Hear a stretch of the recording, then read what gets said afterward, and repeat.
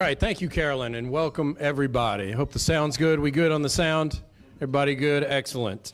It is an honor to be here with you, with friends, friendly faces, allies, advocates for public education, and especially for JCPS, one of my favorite events of the year. So I'm excited to be here. Obviously, food's coming out. Please continue to eat. Have your meals, dessert. While hopefully I give you some important message about what we're doing here in JCPS. Now, a couple of things. You know, every time I think about doing this, this is a more formal speech.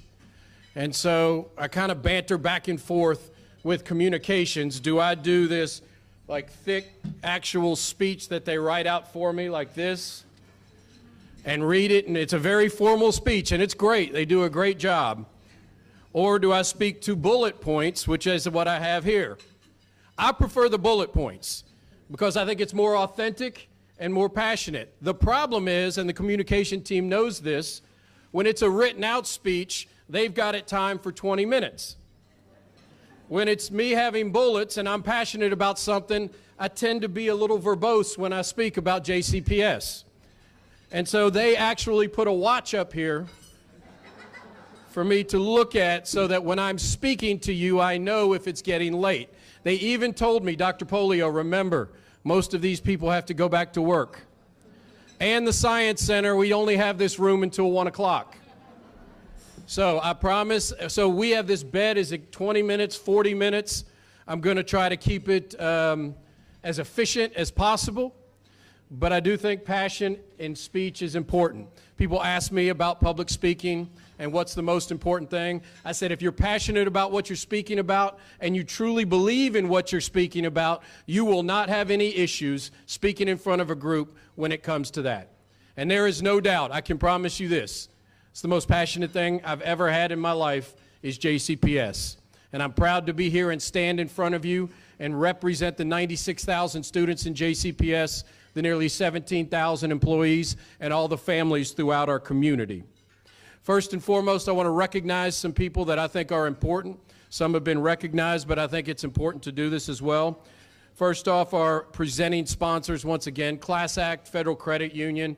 I'm telling you, I was a principal at Doss. When they opened up a branch at Doss High School, whatever I asked, they gave. And they continue to do that. Can we have a round of applause for Class Act, please?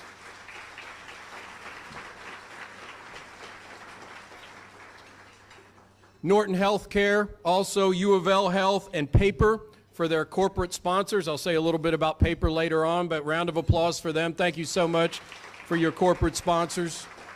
And everybody else who has been a sponsor with us, thank you very much. You can see all of them on your screen.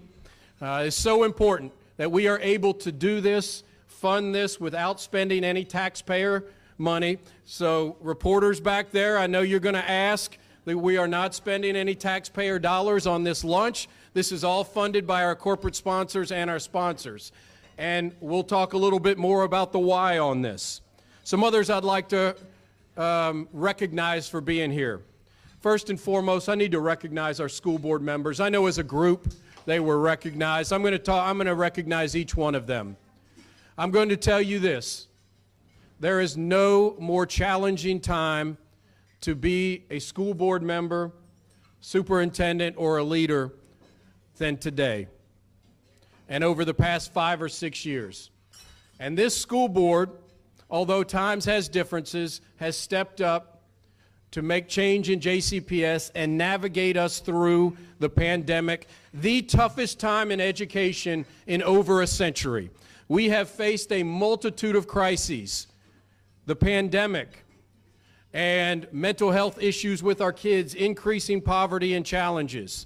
And without a doubt, they've stepped up every time.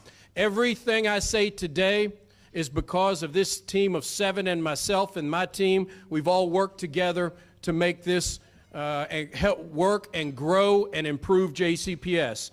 I'd like to introduce them. Please hold your applause until I introduce all of them. Chair Diane Porter, Vice Chair Dr. Corey Scholl, James Craig, Linda Duncan, Chris Cobb, Joe Marshall. Sarah McIntosh was unable to join us today because of work, but all 7 of them are champions for kids. Thank you so much for what you do.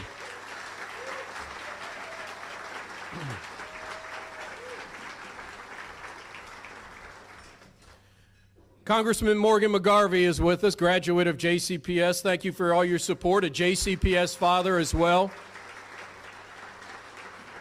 He is now in D.C. representing us. I think he thought it was going to be a lot smoother in D.C. than Frankfort. It took him 4 days, I think, to finally get seated. And so, funny story, when I became interim superintendent, I was out to lunch and with somebody that summer, and a gentleman comes up to me and says, "I hope you're the next governor." And I said, "Governor?" I said, "I'm just the interim superintendent." He said, "Aren't you Morgan McGarvey?" I said, "No, I'm not." But that's how much he's respected, and he is a champion for JCPS and public education in his work. Also, Mayor Greenberg, it has been an honor to get to know you and partner with you, and I'm very confident this partnership will continue to grow as the city supports us. Mayor Greenberg.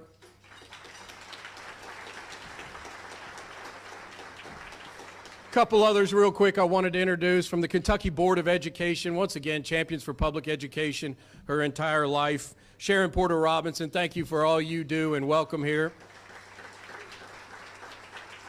And I also wanted to recognize Dr. Kish Kumi Price with the Urban League, who is with us, also a champion of public education. There you are behind the pole. So thank you so much, and for all of you being here today. I know I could probably recognize everybody in this room because you're all champions for education. It is important, first and foremost, that I recognize if we have any teachers in this room, please stand up. JCPS teachers, please stand up.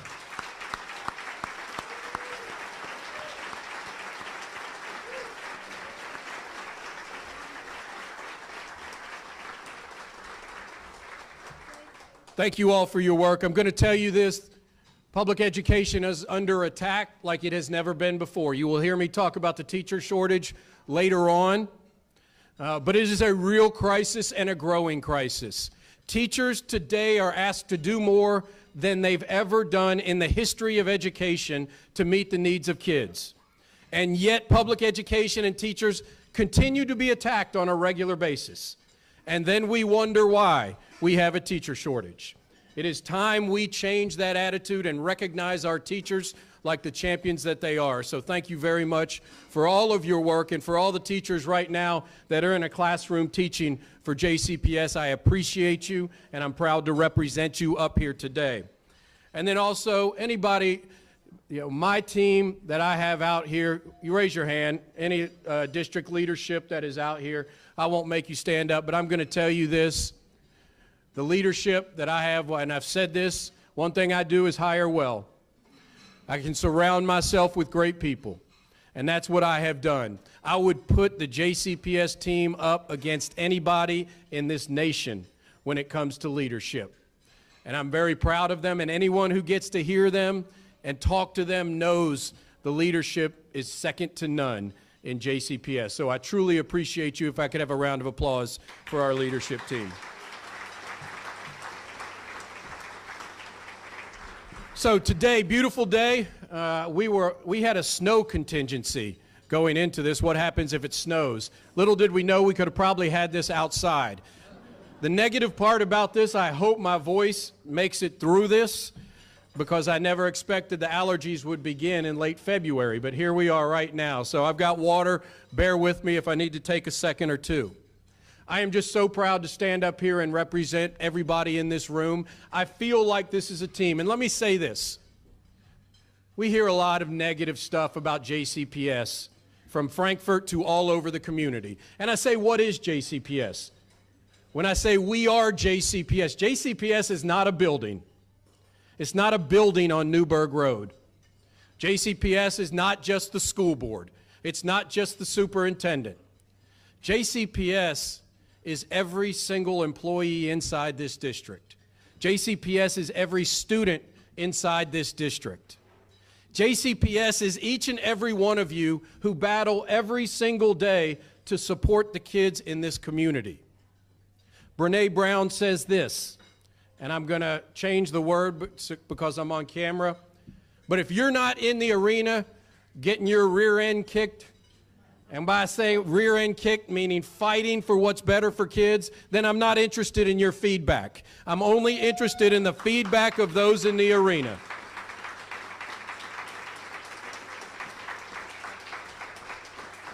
Now, you got to accept that feedback, and that's what we are all here. You all are in the arena with us, and I can't thank you enough for that. The Scholarship Fund. You heard from Gobin. My favorite day of the year, without a doubt, the Scholarship Fund and what that brings. Over the course of the past 3 or 4 years, I've been able to hand out hundreds of thousands of dollars in scholarships. And that is just symbolic of the work that we do. Changing a child's life is not just their life, it is their generations to come, their children's children. One of the things I'm most proud of, my first year of coaching in JCPS 1997-98, makes me feel old, but those young men have kids in college now that are graduating college.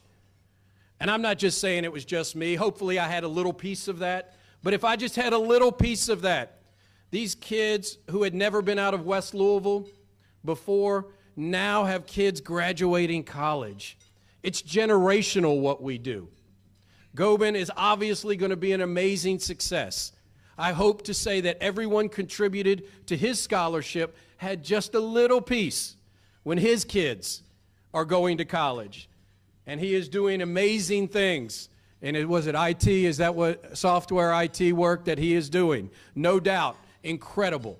So I would encourage you today, the number one thing we can do here is give to the Scholarship Fund, because here in a few months, we'll be handing out those big checks again. And it's a lot of fun. And if you give, know that you are making a difference in a child's life, just like Gobin. So thank you very much for considering that. But as I say this, we are JCPS. This is what I mean here. We have got to get past in education believing that there are easy fixes to education. There are easy fixes to taking kids who have very difficult, traumatic lives and come from poverty, and we are just going to implement some easy fix and it's going to change. Instead, it requires a community-wide effort where every single person is saying, what can we do to make this work? And an example of that has been so successful in JCPS is the Academies of Louisville initiative. The planning and the work of the Academies of Louisville happened for years to get it right, years. Each and every year, a step forward, a step forward. And the beautiful part of the initiative, it was not just the school district. It was not just funding. Part of that, yes, was all a part of it. But what it was the community saying we need to invest our dollars in our schools, but we also need to invest our time and energy. So Metro government became a part of this with Kentuckiana Works. GLI became a part of this. Business leaders throughout the community stepped up, from very large businesses and corporations to very small businesses who said, what can I do to help? By developing apprenticeships and field trips and going into schools, it made an enormous difference. Even through the pandemic, the work continued. JCPS with the high school office continues to work on this. As a result of this collaboration, I think we are a national model. And what you will see, data that is coming from that. It is without a doubt, it's an amazing facts. We have record graduation rate in JCPS, 85.6%, highest we've ever had in JCPS. For the first time ever, every single one of our schools are above 80% graduation rate, every single school. And finally, post-secondary readiness rate, which means a kid graduates with we call it a diploma plus. They walk across the stage with college credit hours, an apprenticeship, a certification, ACT benchmark scores. Those things that say a child is ready for college and or career, that's the post-secondary readiness numbers, and as a result of the Academies of Louisville, we are at a record rate last year, 72%. So thank you to all of those folks. If you've had anything to do with the Academies of Louisville, please just raise your hand. I just want to say thank you very much. especially for our business leaders. It makes a huge difference. Now, we're taking it to the middle school with our Explore Pathways. And so what we want, we're not asking middle school kids to choose a career. We are asking them to become engaged in the work that they are doing in school. You will hear me talk about student engagement a lot today and student belonging. You'll hear me talk about research today. When a child feels like they are a part of something at school, the likelihood of them being successful skyrockets. On the alternative, if a child does not feel a sense of belonging, they're going to find a sense of belonging somewhere else. And that's why it is so important for us to engage kids. Curricular, Academies of Louisville, Explore Pathways, you can see what these middle school students are doing to feel engaged. Then it's going to be a bridge into that high school where they get to choose a pathway. And our goal is to have 100% of our kids post-secondary ready, and there is no doubt that I believe we can do this. And so this is the work, the engagement that's taking place in our schools each and every day, just building that middle school model. But next year, standing up here, I can't wait to report to you on the progress of both high school and middle school. So thank you to our high school and middle school teams for all of your work with this.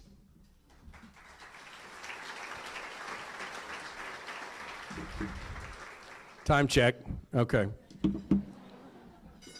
Can't believe I'm already down 10 minutes. 20's not going to make it, guys. I'm sorry. I want you to think back. This has been really my third in-person State of the District with a break in between. In 2019, we held our first State of the District at the Olmsted. The last couple of years has either been in 2020, one, which was just live on television, no audience in the height of the pandemic. 2022, last year, we did it for a very limited audience in Shawnee because we were in a spike at the time with COVID cases. This is the first time since 2020 that we have been back in person like this. And this is a great opportunity for me to reflect. I don't get to do this often, and I love doing it because this is the opportunity to reflect on the work. We get so caught in our community on the urgent things, and I understand that. But we really don't get to where we say the important or the change that's got to happen. So I want you to think back. Many of you were there. February 26th, 2020, was at the Galt House. It was the last time we did a luncheon like this for State of the District. 3 years ago, it will be the 26th this weekend. 3 years ago. Think about how the world has changed in those 3 years since February 26, 2020. At that time, we were just initially hearing about this thing called coronavirus. I remember that next day afterwards getting a team together.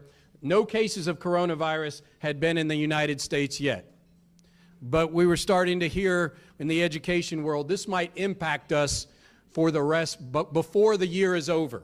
Little did we know about 2.5 weeks later we would be shutting down. None of us had worn a mask before. We didn't know anything about that. Also, hardly any, if any of us in here had heard the names Breonna Taylor or George Floyd. Those were names we did not know the last time we were in here. On a lighter note, Tom Brady was still quarterback of the New England Patriots. Think about how much has changed during that time. How much JCPS and other school districts around the nation have had to navigate to get through this. So many districts have been unsuccessful in their work. So many districts have overturned superintendents and staff and boards of education because we are at the center of a political war right now. Education is all across America. It's unfortunate. But I bring that back to you because on that morning, February 26, 2020, I laid out a plan for you. We called it our future state. I said what we were going to do at that time. And this is a great opportunity for me to reflect back so you can see what this board and this district and the leadership has done since that date during a pandemic. You will see the changes we have made in order to improve outcomes for students. As I step back from that, before that, let me say this. In July of 2019, I've got some coaches, some mentors that have really pushed me to say, you know, you've got to lay out a plan for change. What I have not done as well is let the community know this is our plan for change. But that's why I'm here today, to tell you about that. What has been that plan of change? In the summer of 2019, I gathered a large leadership team together, many of them in here. We took a 3-day retreat, and we said, what is stopping JCPS from getting the outcomes we need for kids? And I said, not programs at schools, not initiatives, not let's have better this at a school. What do we do as a district that needs to change and get better? What we found is we have 6 or 7 areas. We kind of combined them together into themes that have not changed for about 50 years. Things have been the same in this district for 50 years. I think back to the fundamentals and I'm not talking about programs in schools or what, you know, the new in thing is when it comes to teaching and learning. I'm talking about the things we decide on, the policies, you know, the work that we do on the foundation of the district. And we came up with these 6 areas at the time. We've added one since then because of a change in legislation, and I'll talk about how important that is.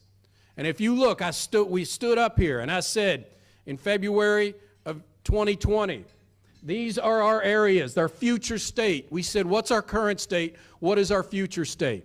We said, our facilities, if you remember that speech, I spent a significant time talking about the dire need of facilities in our district and the embarrassment of our current facilities. I'll get into that in a second. I'm proud of that work. School choice. I spent a good amount of time talking about the student assignment plan and how that had to change. With that, investing and resourcing our highest need schools, which we had not done before. Building leadership, workforce development, that's only become more important in recent months. Increasing our use of technology. Quite candidly, COVID has helped us with that. One silver lining, that's helped us with that as we've moved forward. District-wide core curriculum is the 7th, or the one that we have added. And then finally, extending learning time, which I will be talking about as we get into this. These 7 things. I brought with it, and the most controversial thing I said in February 26, 2020, there's a price tag to all of this. And I said, this is what it's going to cost. It's going to cost about $50 million a year to do this the way we want to do it. 2 weeks later, we go into COVID, economic downturn. And I stepped back and said, well, that blows that. There's no way that we can do this. Right now, ask for increased revenue during an economic downturn. But I had board members, I had some of my mentors tell me, your job is for the kids of JCPS and to do what's best for the kids of JCPS. And we went forward on that. We went forward on proposing increased revenue of $54 million a year in JCPS. We had people in this room stand up and battle for us amongst the heat that was coming at us, and we won that battle. An additional $54 million a year to do this. I thank our Board of Education for standing strong, encouraging me to go forward with that. Without that, this wouldn't happen. And you are going to see the difference that it is making. We did this work even during COVID. All right, we had no idea when I spoke to you in 2020 anything about NTI or NTI in Kentucky was a thing for small districts and snow. There was no way we could do it. We turned on a dime. We spent days, 24 hours a day figuring out a way to do online instruction for 96,000 students. It wasn't perfect, but we continued to work and meet that challenge. Get back to school so we could get back to school safely. In the midst of all the time, COVID rising, dropping, having kids, teachers, and staff that are sick as a result of it, and making sure that, we're addressing the shortages that we have, and I'm going to talk about those challenges. So this is the future state of JCPS, and it is very important that this community knows this is our plan. This is what we said will change outcomes for kids in JCPS. We have planted the trees. Now it is time to water those roots and make sure we get the fruit of our labor. And so I'd really like to now get into what that is in each and every area. So first of all, building new facilities. There's nothing better than opening up brand new schools. I had the luxury this year because Wilkerson Elementary was a little late opening, and they were at Watson Lane, an older school, for the first 4 weeks of school. They left on Friday at Watson Lane, and on Monday morning came to their new school. You should have seen the look on their faces. It's amazing. I'm telling you this, facilities are symbolic for kids about how much the community cares for them. We still have facility after facility. That is an embarrassment to the city of Louisville. We have not invested in this year after year, and we are behind so many cities. We have increased our bonding capacity as a result of the revenue increase, and now we are able to cook with gas when it comes to facilities. First and foremost, don't listen to me. Let's listen to what our kids, teachers, and staff have to say about this.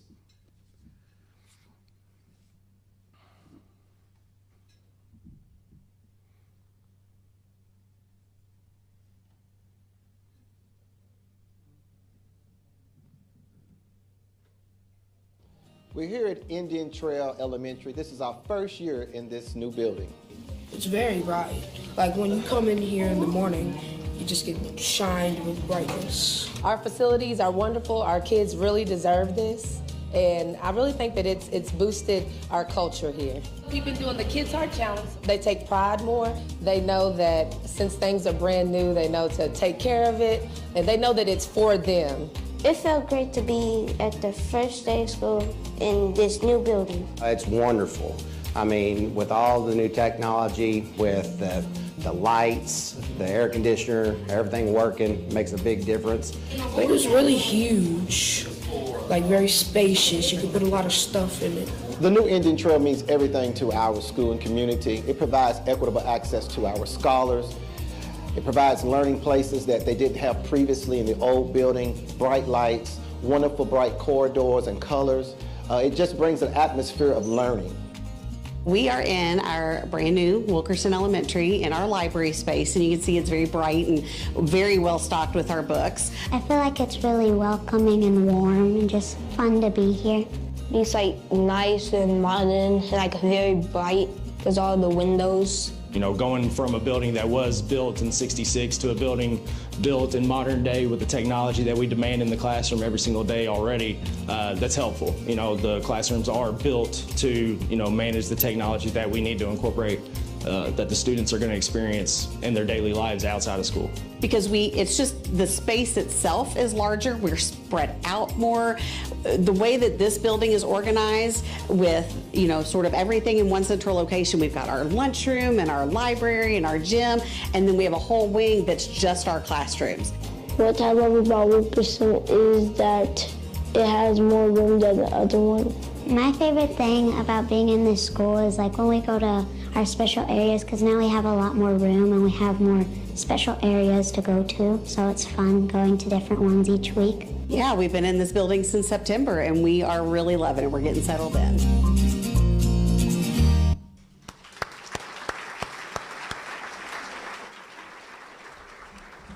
It's just awesome. The kids love the gym at Wilkerson. I mean, they walk in and it's not a gym, a cafetorium. Everybody, in elementary school, you move a wall or two, it becomes the cafeteria and then an auditorium and a gym. And they are like, we have an actual gym. It was just awesome. And I can tell you, guys, you could see the pictures, the hallways, the lighting, the HVAC system, the natural light inside of a school. I would challenge you, right up the road here, we have a fantastic elementary school, Bick Elementary School. But I could walk in, you saw how wide those hallways were for the kids. I can walk into Bick and almost touch both sides of the wall with the ceilings low and the lighting not conducive to learning. Most of our kids are in an environment like that. Most of our kids are in an environment like that. We are now starting to chip into this. We have got to get to a spot where every single year we are opening schools. I'm so proud to say we're opening 2 schools on the first day of school, 2 more on the first day of school next year. We will be opening Dr. William Perry Elementary School in West Louisville, which we cannot wait. We have a principal here there we have principal of William Perry Elementary School.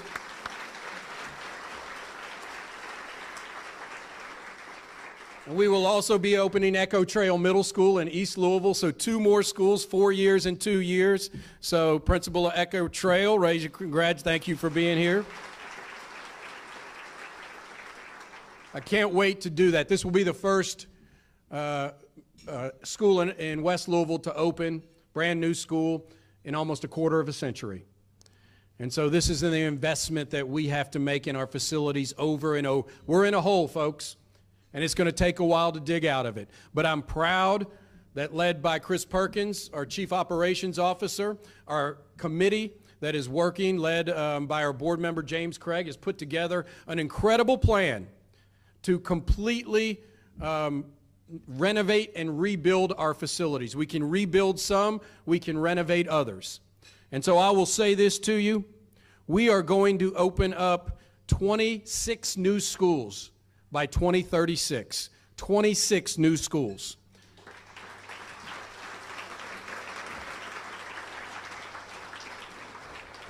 That says 25, but I'm rounding up, so forget it.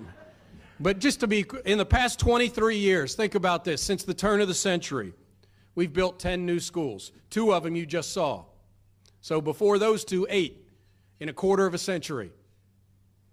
In the next 10 years, we will build these 25 schools. That is absolutely something that is going to make a difference in our kids' education. So thank you for your support in that. We're going to continue this work. And as you can see, building new facilities, we've got that done. There's the check mark. I'm very proud of that we got the check mark up there. School choice. I spent a good amount of my time at our last one in February of 2020 talking about the need and change for student assignment. I felt like one of the most inequitable things we do in this community, well, really nationally, is we have a school system who enforces diversity only on the kids of West Louisville. We needed to give the opportunity for all students to have a chance to go close to home if they would like to, go to a magnet, so we increase access to magnets for all of our students so they directly reflect our population. And we make sure we fund every school like it needs to be in an equitable manner. We have done that. We will now be implementing the new student choice plan coming up here that begins for the year kindergarten 6 and 12 for August of this upcoming year. The families have spoken. I want to thank our parent outreach team and student assignment who went and just spent months not only in West Louisville, but the whole community, to make sure that families knew their options. First and foremost, the students in West Louisville, record number of applications to our magnet schools. Record number of applications because we got out there and said, here are your options, families. So first and foremost, record number of applications. When kids say, I want to go to a school for a reason, it's much more likely they're going to be successful. Secondly, parents have spoken. 80% of our elementary school students and families, 80% of our middle school students, and about 40% of our high school students are choosing a school in the choice zone, which is in their neighborhood. So the families have spoken and told us what they have wanted. We are making sure they have that. That is going to make a difference in student engagement and outcomes when students have a choice of where they go to school. I'm proud of that. It's a lot of work. I want to thank Amanda Averett Bush and her team for all of their work to make sure this is implemented. This is her life, her team's life. They are getting after it. So thank you very much for your work.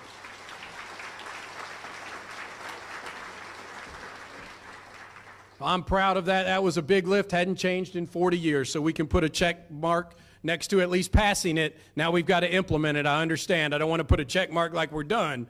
We've passed it. Now we've got to implement. And where that comes in most importantly is resourcing our highest need schools.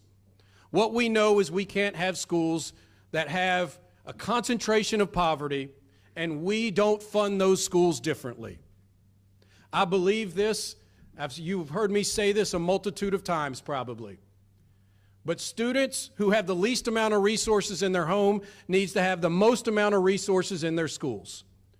I'll repeat that. Students with the least amount of resources in their home need to have the most amount of resources in their school.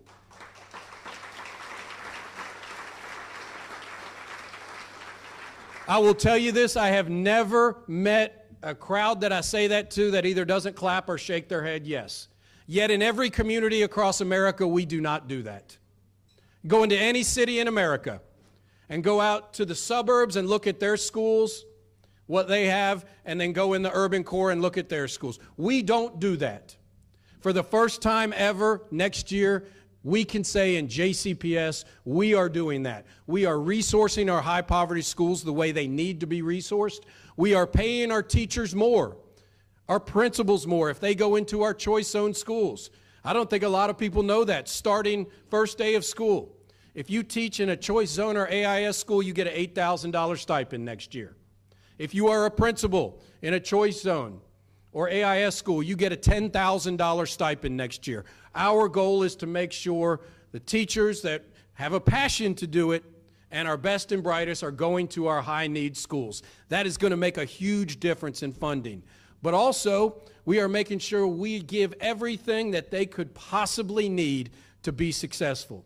I'd like to introduce you to the director of our Choice Zone, Jamira Johnson. So wave your hand, Jamira. So let me tell you why we hired Jamira. That's a brand new role that came with the Student Choice Plan. And I met with the Choice Zone principals yesterday. And I said, you want for nothing. You have everything you need. Every teacher in your school building has everything they could possibly want and more. We celebrate you as much as we can. We provide kids with what our athletic teams have same or better than our highest financially supported athletic teams, and it's her job to make sure that happens. She meets with me on a regular basis. She goes to the principals and pushes them. Why is that broken in your school? I'll get it fixed right now for you. That is how we want to resource our schools to make sure that kids in our highest poverty schools have every support they could possibly need. Smaller class size, more adults in the classroom, higher paid teachers and principals, and that's what we've committed to do. In conjunction with that, we now have a $20 million grant from Mackenzie Scott, because one of the areas that is difficult to get past is supplementary funding. I'll give an example. The Male Manual football game this year, the gate they took in was $80,000. After expenses, they split the gate. They each got about $35,000. $35,000 to reinvest in their extracurricular activities. The Academy at Shawnee probably lost money on athletics to hold athletic events. We are now going to supplement that with our E3 program, where we provide supplementary funding. We have parent engagement workshops where we increase the amount of parents going into our, for the PTAs at our schools. But what this is going to mean is no longer will the playgrounds be insufficient in our Choice Zone schools. They will be as enticing and fun for kids as you would find in any school in East Louisville. That's coming through these equity funds.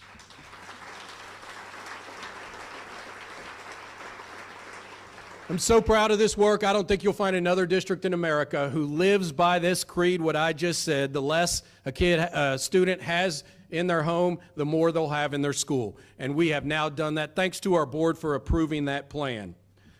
Next, you will see Build Leadership Workforce Development. This is a major challenge for us. You heard about the Louisville Teacher Residency Program, national model right now where we're growing our own. We have a fully implement leadership development pipeline now where we are developing we've replaced about 110 principals out of 155 in my time. It's tough, hard work. It is tough, hard work. They need to be prepared. The old way we did things in JCPS, here are your keys, good luck, get after it. And instead, now training principals to be instructional leaders, turnaround leaders, and to provide the supports they need to kids. However, and I'll be talking about this shortly, we have some major challenges, obviously, when it comes to workforce development. That is a crisis coming. So I give us a check mark for the work we've done, but still a lot of work to do when we talk about leadership and workforce development. Finally, increasing our use of technology. Once again, because of COVID and ESSER funds, we were able to attack this, but Dr. Kermit Belcher and his team, we are a model now for technology in schools. One-to-one. We have a Chromebook for every kid who has access to the internet. So you see some districts saying, let's put Wi-Fi on school buses so the kids can have it. We have Wi-Fi built into the Chromebooks. Many of our middle schools, from the Verizon grant, have had these laptops available to them, but one-to-one throughout our district. It is extremely impressive. Obviously, getting old people like me to figure out how to use these computers is a whole different story, but our kids right now have access to the internet, to things that they never had access to. I'm going to give an example. We have Paper here today. Paper is a company that works to provide tutors for kids and access to tutors all the time. I went into a classroom. There was a teacher working with 4 or 5 kids in the front. Every other kid in the classroom had their Chromebook out and headphones with a microphone on. And what were they? I asked, who are you all talking to? They were talking one-on-one to a tutor. One-on-one to a tutor who was working problems with them through the internet. So every single child in a classroom had an individual tutor that they were working with. And just an incredible advancement in education. We have put interactive panels in every single classroom to better support our teachers in the way they interact with our students. We are in the midst right now of implementing a program from a company called Audio Enhancement that first and foremost gives every teacher a microphone like I have right now to speak to their students. Research it clear. It makes a difference for student achievement. Secondly, safety and security. Teachers can call for help immediately by pressing a button. Principals have access to the intercom. I've found this out. I've got a new thing. Now I will have access to be on the intercom in any classroom in JCPS. That is true through this. I can't wait to just be like Miss Jones' class. We have our partners from Audio Enhancement here. Well, great company. Thanks for your work. But this is just technology that is by far and away making a difference. And then as we look at district-wide core curriculum, and this came out of Frankfurt, and I think it's one of the most important game-changing things for us, and we had to add it to this over the time, which means site-based councils don't have the ability to select curriculum. It comes from central office, the superintendent. And I say the superintendent, I'm not the one choosing it. We have teams and committees of experts who are out there working it. But for the first time ever, we will have the same curriculum for early literacy all across the district. Ethically and morally, that's what we have to do. We have about 250 kids change schools every day. Imagine you're a second grader who's moving from one school with one literacy approach to another school with another literacy approach. Now we have every school aligned, specifically K through 8 with English, ELA, and math. But we will take this to our middle and our high schools on all of our curriculum. We started with our choice zone, but now we can provide support and align our support across the entire district and ensure that every single student, no matter what school they go to, no matter what classroom they're in, gets a rigorous curriculum that is supported by research. So I'm so happy we are moving forward on that, and that is going to be a huge thing for us. And then finally, extending learning time. Now, this is where I have to say, we've done some good stuff here, but we may have gone backwards on this one. First and foremost, I have to congratulate our team in teaching and learning for implementing a summer learning program. This is where this started. I challenged them. 5 years ago, we had just a few hundred kids in summer learning program. This past summer, we had over 10,000 kids in a 4-week summer learning program. Districts across America have been doing this for a while. We had not. Over the course of 4 years, we've got over 10,000. Michelle Dillard tells me we're going to have 20,000 soon. I don't know where Michelle is, but good grief, that's a lot of kids. And so, but I think it is an amazing feat that we did. So what am I saying we maybe move backwards on? Here's the bad news when it comes to this. Additional learning time is, yes, extended learning time beyond the school, but it is also making sure that we increase attendance. Guys, I can't say this enough. We have an attendance crisis in our community and in our nation, and it has been exacerbated by the pandemic. And if we do not do something about student attendance, there is no way our schools will be successful. Because right now we have about a third of our students in JCPS who are chronically absent, which means missing 18 or more school days a year. You cannot be successful. You cannot be successful in school, especially if you are behind, if you are missing 18 or more school days. We are putting our teachers and schools in an impossible task. And we have to take steps to change that. We have to. I believe the first parts of engaging kids, what I said, will help us increase attendance. Our school choice plan will help us increase attendance. But we got some major issues when it comes to attendance. And so let's look at this. Of our resides middle and high schools, those that say, if I go on, I live at 123 Main Street, what is my school? And I go to that school. 45% of those students are chronically absent. 18 or more school days a year. We have some of our high poverty schools where 75% of the kids are chronically absent. This is a community issue, folks. We can use the terms, they're failing schools.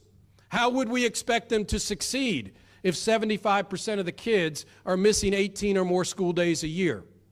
This leads to a whole lot of other problems as well. We have to make sure our kids in school are becoming engaged in school and not engaged in other things. This is a public safety issue. I talked about that last week at an event. This is a public safety issue, engaging our kids. But it is going to take tough choices. And it's going to require this community to look as a community as a whole and not just what's convenient to me and my family. And I know those are hard choices, but this is what we have to do. Secondly, we had kids get to school today 3 hours late. 3 hours late. We have principals who will be staying with their kids today until 5:30 p.m. Those are kids that got out of school at 2:20 because of our bus transportation system. And that's not the transportation people. They do an amazing job. It is the lack of bus drivers that is evident across America right now. So when people want to say, oh, it's because JCPS buses kids, if they let kids go close to home, we let kids go close to home. Every single elementary, middle, and high school student now has that choice. It's hard to get that out there, but they have that choice. And there's a whole lot of other things. If we did this or that, we wouldn't have a busing issue. Oldham County has an issue. Bullitt County has an issue. Fayette County has an issue. New York City. I can go down the line. This is a national issue that is not just going to be solved by saying if we just do that, it's done. Bottom line, we have to reduce our routes because right now we've had 20,000 kids miss 3 million minutes of instruction this year. By the end of the year, it will be 5 million minutes of instruction missed because of shortage in transportation. If we do nothing, it will be the same next year and worse because we will be implementing 2 student assignment plans. This is a choice we have to make. And so, what's the solution to this? We have to get down to 600 bus routes with 650 bus drivers. Currently, right now, we are proposing 7:40 through 9:40 a.m. start times for K-2 through 12. 8 proposed start times. Guys, we've had 2 start times in JCPS for 50 years. We have to be the only district, or we put on one hand, large urban districts in America that have 2 start times. Most have 8, 9, 10, 12, 30, and 40 different start times in order to meet their transportation needs. We have not done that. This should have been done 20 years ago. But change is hard because it impacts so many different people. This is the proposal that will make this change. So if you see our Start Smart time and our bus routes and what we will do by changing this, I think we'll go to the next one. Right now we have 730 routes. We are going down to 600 proposed routes for our students. Without increasing the amount of students on a bus, or telling certain kids they can't have transportation, which is what some other cities do, we have made the determination that we have to get down to that 600 routes. If we do nothing, it will be 810 routes next year with 650 bus drivers. So I want to be clear, if we do nothing, it will be more than 5 million minutes next year. We will have kids miss 8 million minutes next year. We must act, and we must act now. It would be much easier for me to say, let's take our time. Trust me, after student choice, the last thing I wanted was another big proposal. But once again, I look in the mirror and say, what's best for kids? So we have to do this. We have asking 80% of our schools, you're less than an hour change. But on top of that, guys, what we are asking is our 31,000 middle and high school kids in our reside schools who are missing, 45% of them are chronically absent, to start an hour later. The research is extremely clear on this. We have states across the nation who are passing laws that say you can't start till after 8:30 because the science and research is clear about start times and making sure that when an adolescent starts later, guess what happens? Attendance goes up. Student outcomes go up. Teacher satisfaction goes up. They're not starting the school day at 6 a.m. Well, and they say, what about elementary? Research says elementary school students starting earlier has no negative impact on their outcomes at all. So those attendance figures I showed you, we want to fix those. I shouldn't say fix. We want to improve those. We must take big steps to do it. And that's what we have to do. We are proposing this for our board. I believe it's a tough change, but it is the right change to make for our kids who are missing instructional minutes every day, our principals and teachers who are having kids come in at all times during the day, get off a bus, and they're staying until 5:30 in the afternoon. This is what we must do. And finally, let me highlight just a few of our challenges as I begin to wrap up. We have major challenges, just like many other districts do. There are no doubt we have 300+ teaching vacancies right now.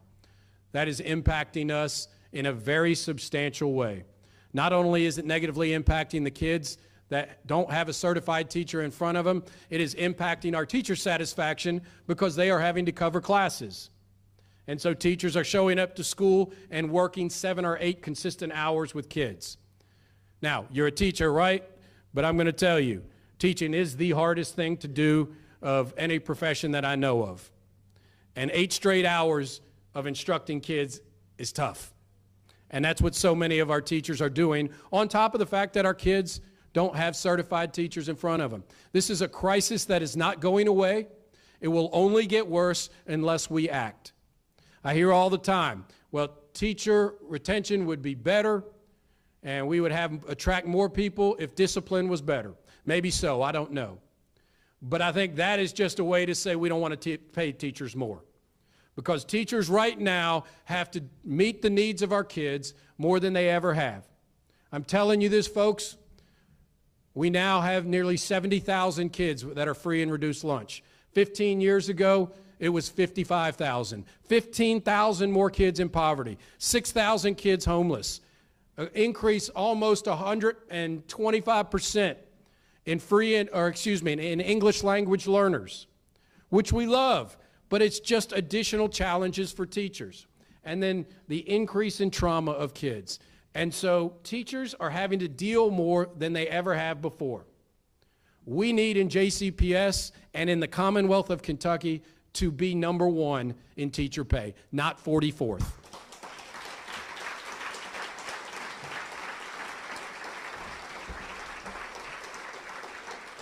I've told you about our bus driver shortage and what that is. We're working on that. I believe we will get to a spot, but that will continue to be an issue moving forward, as it is in all industries.